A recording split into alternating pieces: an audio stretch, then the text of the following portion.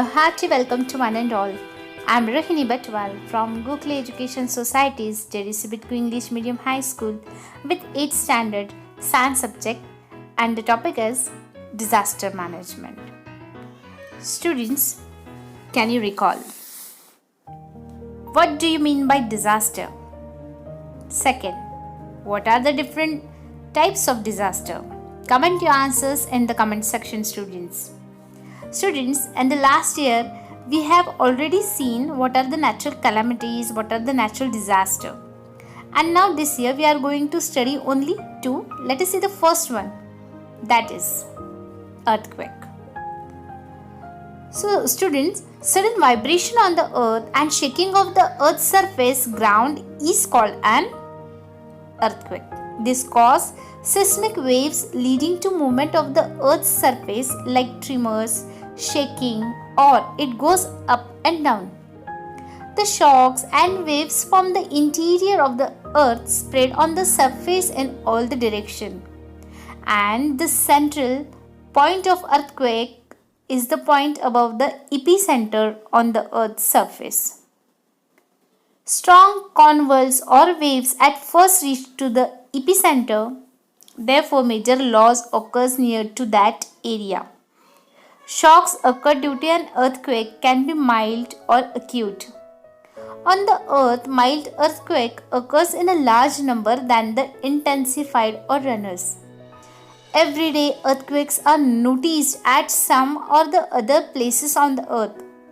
According to the observation of National Earthquakes Information Center, every year nearly 12,400 to 14,000 earthquakes occurs on the earth.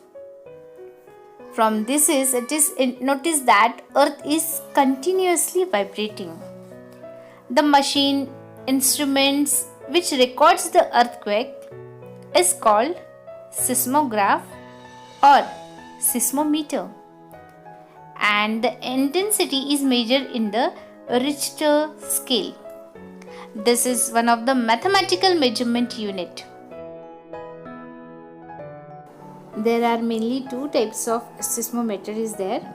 First is the vertical seismometer and second is horizontal seismometer. It is consist of string, magnet, pendulum ball, support is there, pen is there, rotating drum is there, and one chart paper is there. Let us move towards the causes of an earthquake.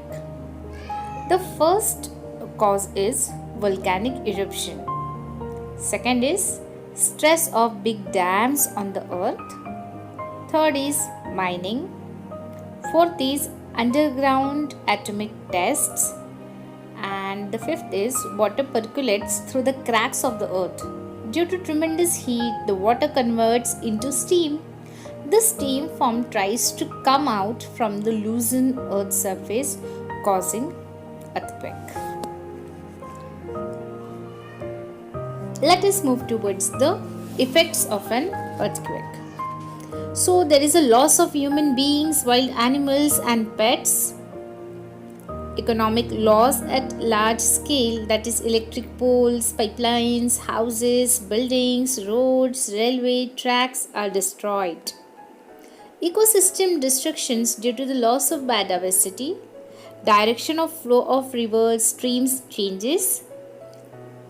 Possibility of fire in cities increases, and if there is an earthquake at the bottom of ocean, it may create tsunami waves and thereby large scale destructions of coastal regions.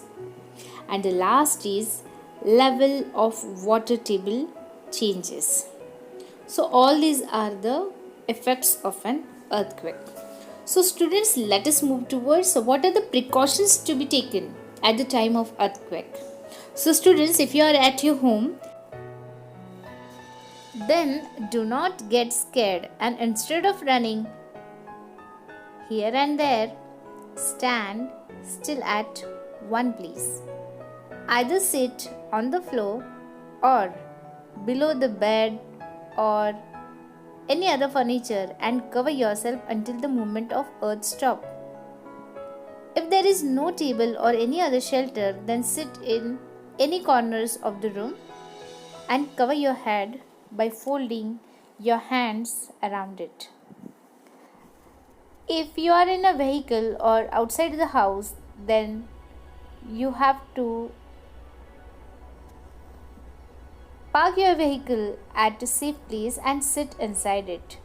Do not wait near or below tall buildings, trees, or electric poles. See, avoid doing following things during earthquake.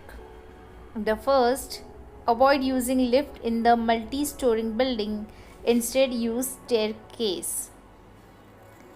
Do not sit in discomfort for a long. Do some physical movement. After the earthquake, there is a possibility of fire. Hence, to avoid it, carefully switch off the main electric supply. Do not use candles, lantern or matchbox. Instead, use torch or battery. Now let us move towards earthquake resistant, that is proof buildings. The constructions which do not get damaged due to the earth's movements up to a certain limit are called earthquake resistant buildings. To construct tall buildings, Indian Standard Institute has made some code of conducts.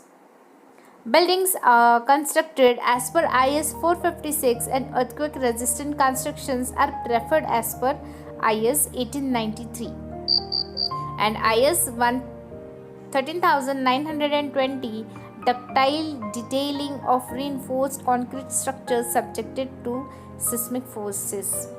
Advanced technology is used for earthquake resistant constructions. To get prior information about earthquake, modern equipments like laser ranging, very long baseline, Geiger counter, creep meter, strain meter, tide gauge, tilt meter, volumetric strain gauge, etc. are used. Here we have finished our first natural calamities, that is earthquake, and in the next video we are going to see fire and landslide. Hopefully students, you have understood this. So see you again in the next video. Bye. Take care and be safe at your home.